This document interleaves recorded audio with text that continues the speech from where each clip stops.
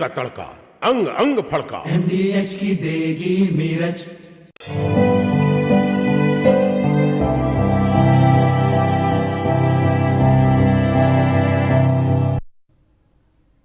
Hello and welcome. You're watching News X and I'm Shivani Singh. Maharashtra Deputy Chief Minister Ajit Pawar died in a plane crash near Baramati in Pune district on the morning of January 28th. The accident occurred while the chartered aircraft was attempting to land at the Baramati airport. The aircraft crash landed off the runway. The Directorate General of Civil Aviation, or DGCA, has confirmed that the 66-year-old was on board the Learjet 45. Leaders from across India have expressed sorrow and offered condolences. They have described the accident as a deep shock and a major loss to the state's political landscape. I'd like to in fact introduce Sharad Panicker, former Dreamliner pilot, who's also joining us on the broadcast. Thank you so much, sir, for talking to us. Sir, when we are looking at this tragic incident that's come to light, we know that it was a Learjet 45. It was run by VSR Aviation. We are not trying to get into any speculation, but we have the CCTV footage of the moment of the crash. What more can you tell us regarding this, sir? Actually, Shivani, it's 12:30 at night out here. I'm in San Francisco, and Aditya just asked me to come on your program. So good evening to you, Shivani, and good evening to all your viewers. I do not have access to the CCTV footage, and I cannot see what is happening. All right, but sir. From what sir, I understand, the aircraft was... If I can just introduce few pieces of information that we have. We know that it nosedived. They were trying to land at the Baramati airport. What other experts are saying that airport did not have landing aids. There might be problems in weather or a human error. So these are the facts that we have as of now, sir. Okay. The first thing is, from what I understand, Baramati is a slight tabletop. So a tabletop airport or a tabletop runway has got its own set of challenges, and people normally have to carry out sufficient approaches to be able to be trained on such landings.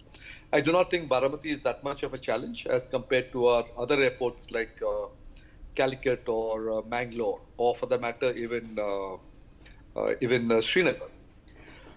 Coming to the approach and the landing itself, the Flight Safety Foundation has carried out a preliminary study and has laid out what are called stabilized approach criteria.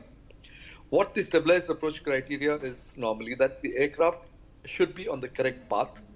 There should be only small changes required in pitch or bank to maintain that correct flight path. The aircraft should be in the correct landing configuration, the power should be correct, and all the landing checks have to be completed.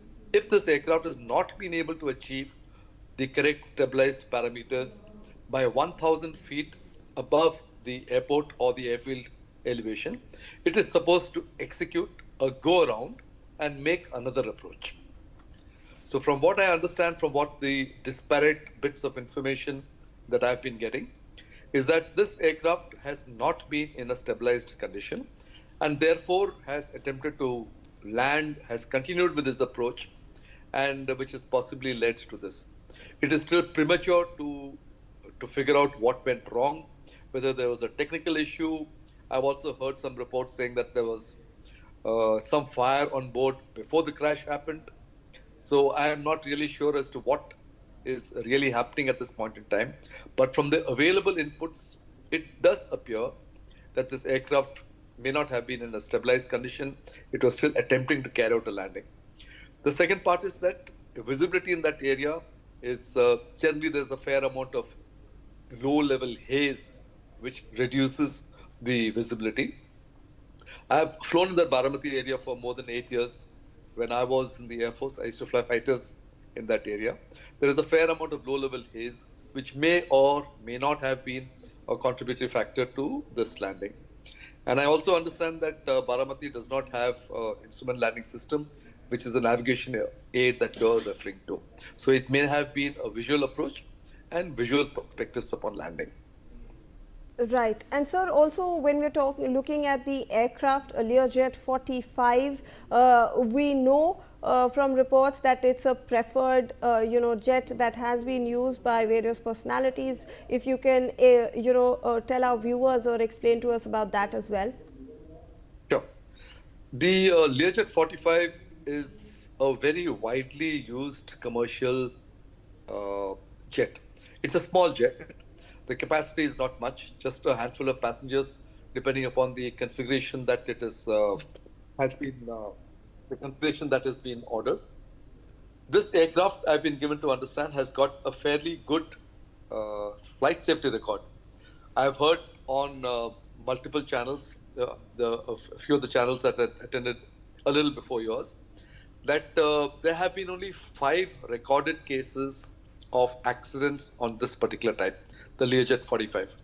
And this is over a span of something like about 15 to 20 years from the time that the aircraft has first come about. 5 aircraft or 5 accidents operating for 20 years, I think is a fairly good flight safety record.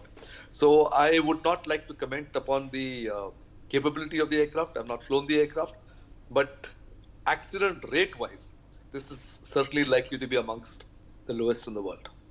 Right, sir. And before I let you go, sir, you mentioned that you have flown in the Baramati region for quite some time. If you can explain how difficult that tabletop landing strip is that you were talking to us about.